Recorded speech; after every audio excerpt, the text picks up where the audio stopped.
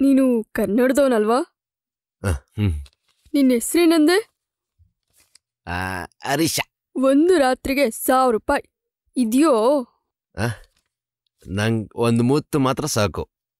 ನಿನ್ನ ಮಾತು ಕೇಳಕ್ಕೆ ಚಂದ, ಖುಷಿಯಾಗುತ್ತೆ. ನಾನು ಇದನ್ನ ಕುಡಿಯಕ್ಕೆ ಇಟ್ಕೊಂಡಿದ್ದ ದುಡ್ಡು, ನಾಳೆನೂ ಕುಡಿಬೋದು.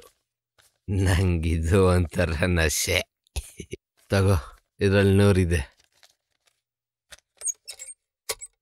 ಇದ್ಯಾಕೆ ಹಿಂಗೆ? ನಂಗೆ 48 ಗಂಟೆ ಅಷ್ಟೇ ಟೈಮ್ ಇರೋದು. ನಂಗೆ ಊರು ಬಿಡೋಕೆ ಹೇಳಿದ್ದಾರೆ, ಮತ್ತೆ ಇಲ್ಲಿಗೆ ಬರೋಕ್ಕಾಗಲ್ಲ. ನಾನಿಲ್ಲಿ ದುಡ್ದಿದ್ದೆಲ್ಲ ಇಲ್ಲೇ ಖರ್ಚು ಮಾಡ್ತಾಯಿದ್ದೀನಿ. ನಾಳೆಯಿಂದ ಹೊಸ ದುಡಿಮೆ ಶುರು ಮಾಡ್ತೀನಿ.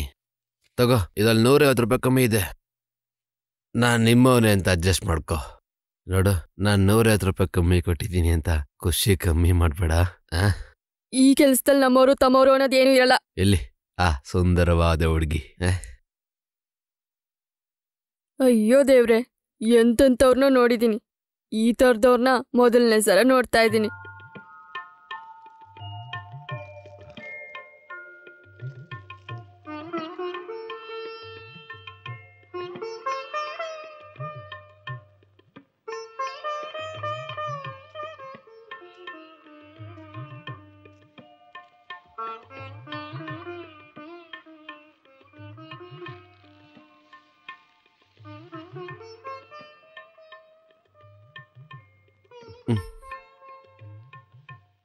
ನನ್ನ ಕೆಲಸ ಎಲ್ಲ ಹೋಯ್ತು.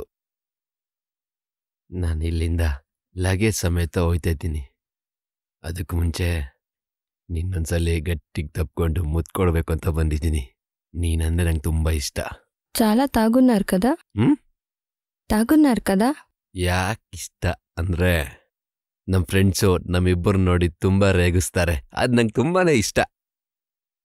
ಹಿಂದಿలో మాట్లాడండి. ಎಣ್ಣೆ ಹೊಡೆದಾಗ ನನಗೆ ಹಿಂದಿ ನೈ ಆತ ಯಾವುದೇ ಕಾರಣಕ್ಕೂ ನಂಗೆ ಬರಲ್ಲ. ಒಂದು ಗೊತ್ತು, ಅಚ್ಚಾಮಾಲ್. ನಮ್ಮ ಕರ್ನಾಟಕದಲ್ಲಿ ನಮ್ಮ ತಪ್ಪಂಗೆ ಅಪ್ಪನೇ ಅಂತೀವಿ. మీరు నవ్వితే చాలా అందంగా ఉంటారు. ಮನ್ಸಿಗೆ ಅರ್ಥ ಆಗೋ ಥರ ಮಾತಾಡ್ತೀಯಾ? మీరు చాలా ఆడుతున్నారు. పడుకోండి. ನನ್ನ ಹತ್ರ ಇರೋದನ್ನೆಲ್ಲ ಹೊರಗಡೆ ಕೊಟ್ಬಿಟ್ಟೆ ನಾನು ಇಲ್ಲಿಗೆ ಬಂದಿದ್ದು. ನನ್ನ ಯಾಮಾರಿಸಿ ಮಲಗಿಸೋ ಪ್ರಯತ್ನ ಪಡಬೇಡ. ನನಗಿವತ್ತು ರಾತ್ರಿ ನಿನ್ನ ಹತ್ರ ಮಾತಾಡೋದು ತುಂಬಾ ಇದೆ. ಬಾ, ನೀನು ನಂಗೊಂದು ಉಮ್ಮ ಕೊಡು. ಉಮ್ಮ అంటే? ಉಮ್ಮ ಉಮ್ಮ ಉಮ್ಮ. ನಮ್ಮೂರಲ್ಲಿ ಮುಸ್ಲಿಂ ಸಮುದಾಯದವರು ಅಮ್ಮ ಅಂತ ಕರೆಯೋ ಬದಲು ಉಮ್ಮ ಅಂತ ಕರೀತಾರೆ. ಅದು ಒಂದು ಅರ್ಥ. ಬಿಸಿ ಚುಂಬನ, ಉಮ್ಮ ಅಷ್ಟೇ. అలాగంటే? ಗಲಗಂಟೆ. ಉಮ್ಮ ಉಮ್ಮ. ಚುಮ್ಮ ಚುಮ್ಮ ದೇ ದೇ. ಉಮ್ಮ ಉಮ್ಮ ತಾತ ಉಮ್ಮ. ఓ, మొదలేవాలా? ಮೊದಲು ಕೊಡು. ಉಮ್ಮ.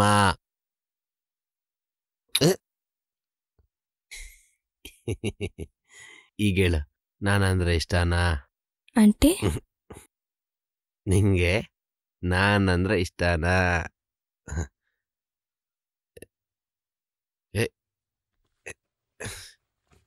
ನಾನು ಇಷ್ಟನಾ ಅಂತ ಕೇಳಿದ್ರೆ ತಲೆ ಮೇಲೆ ಬಟ್ಟೆ ಹಾಕ್ತಿದ್ಯಾ?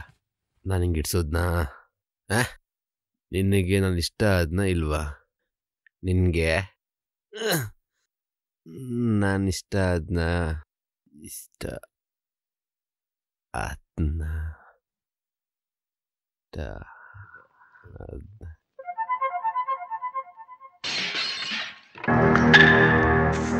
ನನ್ನ ವಿರುದ್ಧ ಯಾರಾದರೂ ಧ್ವನಿ ಎತ್ತಿದ್ರೆ ಕತ್ತರಿಸಾಕ್ಬಿಡ್ತೀನಿ. ಚಟ. ಇನ್ಮೇಲೆ ನೀವು ಬರೋ ಆದಾಯದಲ್ಲಿ ಡೈಲಿ ಆ ಬಾಸ್ ಮನೆ ತಂದು ಕೊಡ್ಬೇಕು. ಮತ್ತೆ ಒಬ್ಬ ಡ್ಯಾನ್ಸರ್ ಇದ್ದಲ್ಲ, ಎಲ್ಲದ್ಲು? ಹೊರಗೆ ಹೋಗಿದ್ದಾಳೆ. ಗಣಪತಿ ಹಬ್ಬದ ದಿವಸ ಅವಳ ಅಬ್ಬಾಸ್ ಮನೆ ತಂದು ಬಿಡ್ಬೇಕು. ನಸ್ಕುನಿ ಆಟ ಏನಾದ್ರು ಆಡಿದ್ರೆ ಇನ್ನೂ ಸಲ ಇದು ನಿನ್ನ ಕೊನೆ ಅವಕಾಶ. ಯಾಕೇನು ಮಾತಾಡ್ತಾ ಇಲ್ಲ? ತುಂಬ ಡಿಪ್ರೆಸ್ ಆಗಿದೆಯಾ? ಸಾಕಾಯ್ತು, ಒಂದು ಕೆಲಸನೂ ಸಿಗ್ತಿಲ್ಲ. 50,000 ಕೊಡಬೇಕಂತೆ ಒಂದು ಕೆಲಸ ಸಿಗಬೇಕು ಅಂದರೆ. ಅಷ್ಟೊಂದು ದುಡ್ಡು ನನ್ನ ಹತ್ರ ಇದ್ದಿದ್ರೆ ಈ ಕೆಲಸ ಯಾಕೆ ಬೇಕು? ನಿನ್ನ ಹತ್ರ ಇಸ್ಕೊಂಡಿರೋ ದುಡ್ಡನ್ನೇ ಕೊಡೋಕ್ಕಾಗ್ತಿಲ್ಲ. ಪರವಾಗಿಲ್ಲ, ನಿಮ್ಗೊಂದು ಒಳ್ಳೆ ಕೆಲಸ ಸಿಕ್ಕಿ 4 ಕಾಸು ಸಂಪಾದನೆ ಮಾಡಿದ್ಮೇಲೆ ಬಡ್ಡಿ ಸಮೇತ ಇಸ್ಕೊತೀನಿ ಬಿಡು. ನಡೆಯೋದಿದ್ರೆ ಏನಾದರೂ ಹೇಳು. ನನ್ನ ಮನಸ್ಸಲ್ಲಿರೋ ಕನಸೇನು ಗೊತ್ತಾ? ನೀನು ದೊಡ್ಡ ವ್ಯಕ್ತಿ ಆದಮೇಲೆ ಈ ಚಿಕ್ಕ ಟೀ ಶಾಪ್ ಹುಡುಗಿನ ಮರಿಬಾರ್ದು ಅಂತ. ಶೇಖರ್,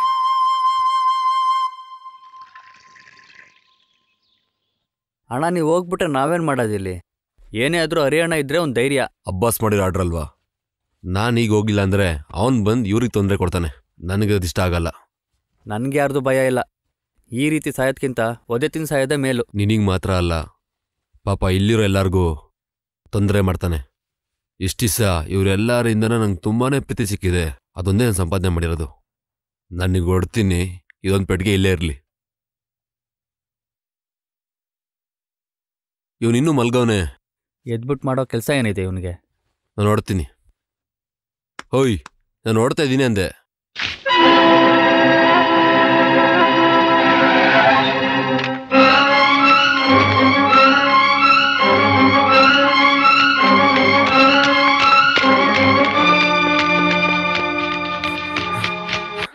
ಏನಾಯ್ತು ಶೇಖರ್ಗೆ?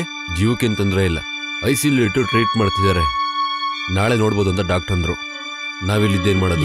ಮಾಡ್ಕೊಂಡ? ಸಾಕಾಗಿರ್ಬೇಕು. ಅವನು ಎಷ್ಟೆಲ್ಲ ಸಹಿಸ್ಕೊಂತಾನೆ.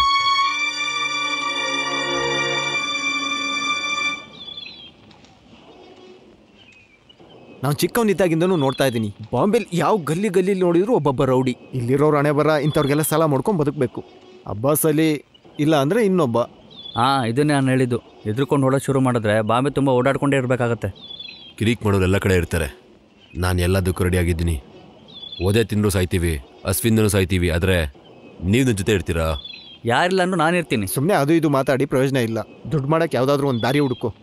ಏನು ಕೆಲಸ? ಕಡಿಮೆ ಖರ್ಚಲ್ಲಿ ಒಂದು 10 ಕಾಸು ಮಾಡೋ ದಾರಿ ಹುಡುಕಿದ್ದೀನಿ. ಸಾರಾಯಿ ಕಾಯ್ಸಕ್ಕ? ಇಲ್ಲ, ಕುಡಿಯೋಕೆ. ಸಾರಾಯಿ ಒಂದು ನೀವು ಕಾಸು ಕೊಟ್ಟರೆ ಸಾಕು. ತಗೊಂಡೋಗಿ ಮಾರ್ಕೊಂಡು ದುಡ್ಡು ತೊಗೊಂಬರೋ ಜವಾಬ್ದಾರಿ ನಂದು. ಪೊಲೀಸ್ ಹಿಡಿದ್ರೆ?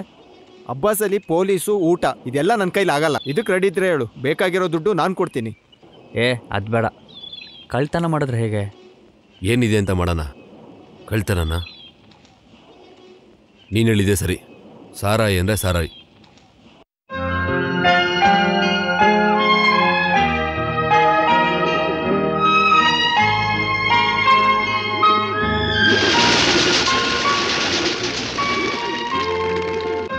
ಕೆಲಸ ಇಲ್ಲದೆ ನಿಮಗೆಲ್ಲ ಭಾರವಾಗಿರೋಕ್ಕಾಗ್ತಿಲ್ಲ. ಮನೆ ಪರಿಸ್ಥಿತಿ ತುಂಬ ಗಂಭೀರವಾಗಿದೆ. ಪಾಪ ನಮ್ಮಮ್ಮ ಕಸ ಗುಡಿಸಿ ಮುಸೆ ತೊಳೆದು ನನ್ನನ್ನು ಹೊಸದ್ಲು. ಮಗ ಇಂಜಿನಿಯರ್ ಆಗಲಿ ಅಂತ. ನೀನು ಸತ್ರ ಅವೆಲ್ಲ ಆಗುತ್ತಾ? ಗೋವಿಂದ್ ಶೆಟ್ಟಿ ನಿನ್ನ ಜೊತೆ ಯಾಕೆ ಜಗಳ ಆಡ್ತಿದ್ದ ಅಂತ ನಂಗೀಗ ಗೊತ್ತಾಗ್ತಿದೆ. ನನ್ನ ಟೈಮ್ ಎಷ್ಟೇ ಕೆಡ್ದಾಗಿದ್ರೂ ನಾವೊಂದು ಬಟ್ಟೆ ಸಾಕು ನನ್ನ ಜೀವನ ಮಾಡೋಕ್ಕೆ. ಅದೇ ಸ್ವಾಭಿಮಾನ. ನಾವು ಅಂದ್ಕೊಂಡು ಕೆಲಸ ಸಿಕ್ಕಿಲ್ಲ ಅಂದರು ಜೀವನ ಮಾಡೋಕ್ಕೆ ಯಾವ ಕೆಲಸ ಆದ್ರೇನು? ಕೂಲಿ ಕೆಲಸ ಆದರೂ ಮಾಡಬೇಕು. ನಾನು ಯಾವ ಕೆಲಸ ಕೊಟ್ಟರು ಮಾಡ್ತೀನಿ. ಹಾಗಾದರೆ ನಾನು ಕೆಲಸ ಕೊಡ್ತೀನಿ. ಡಿಗ್ರಿ ಸರ್ಟಿಫಿಕೇಟ್ ಎಲ್ಲ ಬೇಕಾಗಿಲ್ಲ, ಸುಟ್ಟು ಬುಟ್ಟು ಬೇಕಾಗಿಲ್ಲ. ಮೈ ಬಗ್ಸಿ ಕೆಲಸ ಮಾಡಬೇಕು.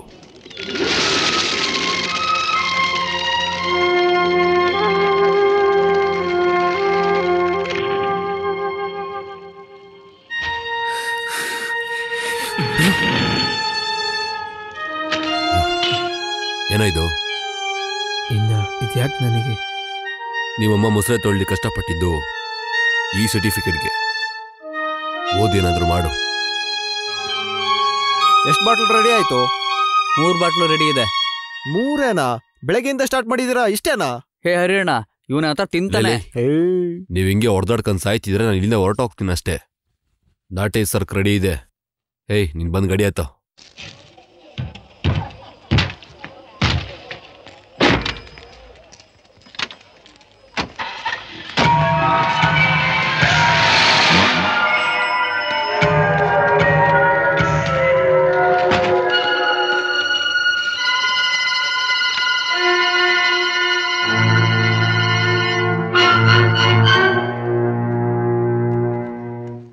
ಏನೋ ಕಾರಲ್ಲಿ ಹೇಳಿದ್ ಕೇಳಿಸ್ಲಿಲ್ವಾ? ಅದು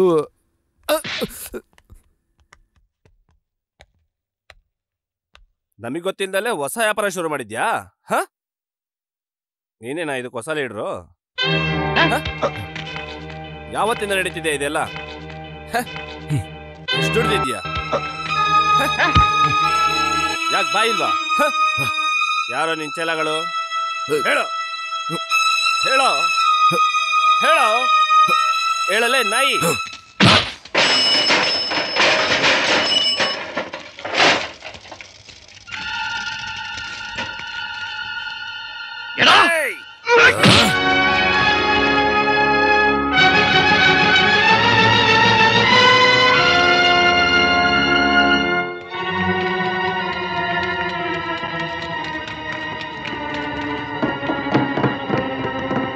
ಏನಪ್ಪಾ ನೀನ್ ಮಾಡಿದ ಕೆಲ್ಸ? ನಮ್ಮನ್ನ ನೆಮ್ಮದಿಯಾಗಿ ಬದುಕೋಕ್ ಬಿಡೋದಿಲ್ವಾ ನೀನು? ಅಬ್ಬಾಸ್ ಸಾಲಿ ಹುಡುಗರ ಮೇಲೆ ಕೈ ಮಾಡಿದವ್ರನ್ನ ಯಾರನ್ನೂ ಉಳಿಸಿಲ್ಲ ಅವನು. ಆ ವಯ್ಯಂಗ್ ಗೊತ್ತಾಯ್ತು ಅಂದ್ರೆ ರಕ್ತದ ಹೊಳೆನೇ ಹರಿಯುತ್ತೆ ಇಲ್ಲಿ. ಜಗಳ ಮಾಡಕ್ಕಿನ ಮುಂಚೆ ಯೋಚನೆ ಮಾಡ್ಬೇಕಿತ್ತು. ಈಗ ತೊಂದ್ರೆ ಮಾಡ್ಸೋರು ಯಾರು? ಅಬ್ಬಾಸ್ ಅಲ್ಲಿ ಬಂದ್ರೆ ನಿನ್ ಮಾತ್ರ ಅಲ್ಲ, ನಮಗೂ ಸುಮ್ನೆ ಬಿಡೋದಿಲ್ಲ. ಇನ್ನು ಎಷ್ಟು ಜನ ಅಂತ ಅವ್ರ ಮುಂದೆ ತಲೆ ಬಗ್ಸಿ ಬದುಕ್ತೀರಾ? ಇಷ್ಟು ದಿವಸ ಹಂಗೆ ತಾನೇ ಬದುಕ್ತಿದ್ದು. ಮರ್ಯಾದೆಯಿಂದ ಅವ್ರು ಕೇಳಿದ್ನೆಲ್ಲ ಕೊಡ್ತಾ ಇದ್ರೆ ಯಾವ ತೊಂದ್ರೆನೂ ಆಗಲ್ಲ. ಕಷ್ಟಪಡಕ್ ನಾವು ಬಿಟ್ಟಿ ತಿನ್ನಕ್ ಅವನಾ? ಮಾತಾಡ್ಬೇಡ. ಸದ್ಯದಲ್ಲೇ ಎಲ್ರೂ ಹೆಣ ನೋಡ್ಬೇಕಾಗತ್ತೆ. ಯಾರ ಶವಗಳು ಇನ್ ಮುಂದೆ ನೀವು ನೋಡಲ್ಲ. ಅಬ್ಬಾಸ್ ಇಲ್ಲಿಗೆ ಬರೋಕ್ಕೂ ಮುಂಚೆ ನಾನು ಅಲ್ಲಿಗೆ ಹೋಗಿ ನೋಡ್ತೀನಿ ಅವನ್ನ. ಒಳ್ಳೇದ ಕೆಟ್ಟದ್ದು ನನಗೆ ತೀರ ಹಾಕೋದು. ಆಗ್ಲಿ ಬಿಡು, ತಪ್ಪು ಮಾಡಿದ್ದು ನಾನಲ್ವಾ? ಶಿಕ್ಷೆ ನಾನೇ ಅನುಭವಿಸ್ತೀನಿ.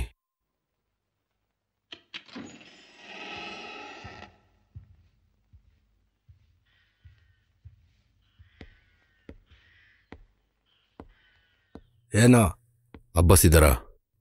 ಇಲ್ಲಾರೋ ಸಾಬ್, ನಿಮ್ಮ ನೋಡಕ್ಕೆ ಯಾರೋ ಬಂದಿಯಾರ.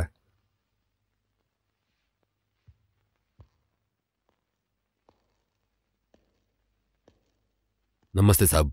ನಾನೇ ಬರೋಣ ಅಂದ್ಕೊಂಡಿದ್ದೆ, ಆದರೆ ನೀನೇ ಇಲ್ಲಿಗೆ ಬಂದಿದ್ದು ತುಂಬ ಒಳ್ಳೆಯದಾಯಿತು. ಕ್ಷಮಿಸಿ, ನನ್ನಿಂದ ತಪ್ಪಾಗೋಗಿದೆ. ಅದೆಲ್ಲದಕ್ಕೂ ಕಾರಣ ನಾನೇ. ಇದರಲ್ಲಿ ಬೇರೆ ಯಾರ್ದು ಸಂಬಂಧ ಇಲ್ಲ. ನಾನು ನಿಂಗೆ 48 ಗಂಟೆ ಕಾಲ ಅವಕಾಶ ಕೊಟ್ಟಿದ್ದೆ, ಆದರೆ ನೀನು ಇನ್ನೂ ಏರಿಯಾ ಬಿಟ್ಟು ಹೋಗಿಲ್ಲ. ನನಗೆ ಒಂದು ಮಾತು ಹೇಳ್ದೆ ಸಾರಾಯಿ ದಂಧೆ ಶುರು ಮಾಡಿದ್ಯಾ ನೀನು. ನಮ್ಮ ಹುಡುಗರಿಗೆ ಹೊಡೆದಿದ್ಯಾ. ಇದು ನಾನು ಮಾಡ್ಕೊಂಡಿರೋ ತಪ್ಪು. ನಿನ್ನಂಥ ಶತ್ರುಗಳನ್ನ ಇನ್ನೂ ಬದುಕೋಗ್ಬಿಟ್ಟಿರೋದು. ಯಾರನ್ನೂ ಎದುರಾಕೊಳ್ಳೋದು ನನ್ನ ಉದ್ದೇಶ ಅಲ್ಲ. ಕೈಯಲ್ಲಿರೋ ಸ್ವಲ್ಪ ದುಡ್ಡು ಹಾಕೊಂಡು ಜೀವನ ಮಾಡೋಕ್ಕೋಸ್ಕರ ಒಂದು ಕೆಲಸ ಹಂಚ್ಕೊಂಡೆ ಅಷ್ಟೇ. ಕೂತ್ಕೊಂಡು ಮಾತಾಡೋಕ್ಕೆ ನಾ ಹೇಳಿದ್ದು ನೀನು ಕೇಳಲ್ಲ, ಅದಕ್ಕೆ ನಾವು ಹೇಳ್ತಿರೋದು. ಇನ್ಮೇಲೆ 2,000 ರೂಪಾಯಿನ ನೀನು ನನಗೆ ಕೊಡಬೇಕು. ನಾವು ಅಷ್ಟೊಂದು ದುಡಿಮೆ ಮಾಡ್ತಾ ಇಲ್ಲ. ಹೆಚ್ಚಿಗೆ ಮಾತಾಡಿದ್ರೆ ರೇಟಿನ ಜಾಸ್ತಿ ಆಗುತ್ತೆ. ಅಬ್ಬಾಸ್ ಜಿ. ಏಯ್ ಚೌಪ್! ಈ ರೇಟ್ಗಳು ಕೇವಲ ನೀನೊಬ್ಬನಿಗೆ ಮಾತ್ರ ಅಲ್ಲ. ನೀನು ಮಾಡ್ತಿದ್ದ ಕೆಲಸನ ಇಲ್ಲಿವರೆಗೂ ಗೊತ್ತಿದ್ರೂ ನನ್ನ ಹತ್ರ ಯಾರ್ಯಾರು ಹೇಳಿಲ್ವೋ. 2,000 ಕೊಡೋ ಬದಲು ಈ ಕೆಲಸ ನಿಲ್ಸೋಣ, ಅದೇ ಒಳ್ಳೇದು. ಅಬ್ಬಾಸಿಗೆ ಗೊತ್ತಾಗದೆ ಕೆಲಸ ಮಾಡಿರೋದೇ ತಪ್ಪು ಅಂತದ್ರಲ್ಲಿ ಅವ್ರ ಮೇಲೆ ಜಗಳಕ್ಕೆ ಹೋದ್ರೆ ನೀ ಬಾಯಿಗೆ ಬಂದಿದ್ದೆಲ್ಲ ಮಾತಾಡ್ಬೇಡ. ಅವ್ನ್ ಮೈ ಮುಟ್ಟಿದ್ರೆ ಮಗ ಚುಚ್ಚಾಕ್ಬಿಡ್ತೀನಿ. ಬಿಡು ಶೇಖರ, ನೀವು ನಂಗೋಸ್ಕರ ಜಗಳಾಡ್ಬೇಡಿ. ಆ ಅಬ್ಬಾಸ್ 2,000 ಕೊಡಕ್ಕಾಗಲ್ಲಲ್ವಾ? ಹೌದು. ಎಷ್ಟು ಕೊಡ್ತೀರಾ? ನೀವ್ ಹೇಳ್ದಷ್ಟು ಸುಲಭ ಅಲ್ಲ, ನಮ್ಮ ಹತ್ರ ದುಡ್ಡಿಲ್ಲ. 500 ರೂಪಾಯಿನ ಕೊಡ್ತಿದ್ದು.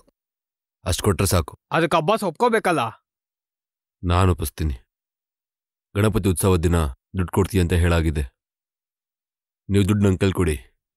ಅವನು ಒಪ್ಪಿಲ್ಲ ಅಂದ್ರೆ ನಾನು ಇಲ್ಲಿಗೆ ಯಾವತ್ತೂ ಮತ್ತೆ ಬರಲ್ಲ, ಸರಿನಾ?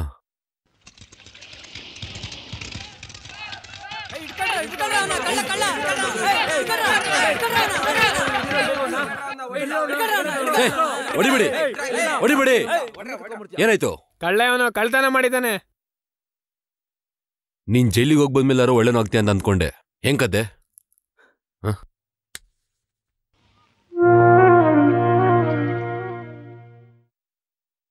5 ದಿನ ಆಯ್ತು ಊಟ ಮಾಡಿ, ಬೇರೆ ದಾರಿ ಇರ್ಲಿಲ್ಲ. ಯಾರ್ದಿದು? ನಮ್ಮ ಅಂಗಡಿದು.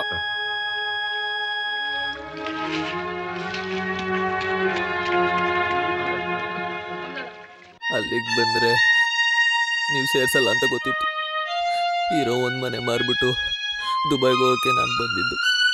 ಹಣ ಎಲ್ಲ ಇಸ್ಕೊಂಡು ನನಗೆ ಮೋಸ ಮಾಡ್ಬಿಟ್ಟು ನನ್ನ ಪತ್ರ ನನ್ನ ದುಡ್ಡನ್ನು ಕಾಯ್ಕೊಂಡು ಒಂದು ಕುಟುಂಬನೇ ಇದೆ ನನ್ನ ಊರಲ್ಲಿ. ಬೇರೆ ದಾರಿ ಇಲ್ಲ. ನಾನು ಏನು ಮಾಡಲಿ?